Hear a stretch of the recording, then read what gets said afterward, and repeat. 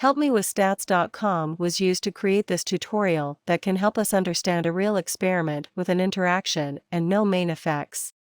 In this experiment, participants studied verbal material either on land or underwater. Yes, they actually used scuba gear. The memory of participants was later measured on land and underwater. The results showed the characteristic X pattern of an interaction with no main effects. Overall, the testing location had no effect because the mean of the test land condition in blue, indicated by the blue circle, which is actually behind the red circle, was exactly the same as the mean of the test water condition in red, indicated by the red circle. Overall, the study location had no effect because the mean of the study land condition on the left, indicated by the blue/red square on the left, was exactly the same as the mean of the study water condition on the right, indicated by the red/blue square on the right.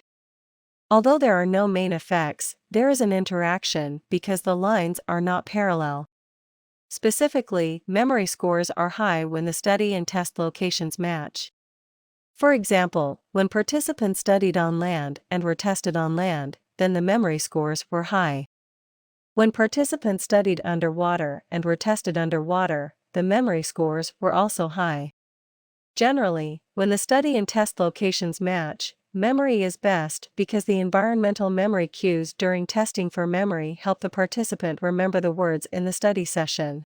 For more help with statistics, HelpMeWithStats.com is a free website that has more than 70 tutorials, as videos, or as self-paced slideshows. You can also learn how to conduct more than 60 statistical analyses by watching videos that show complete solutions, or by working through an unlimited number of examples using the step-by-step problem solvers.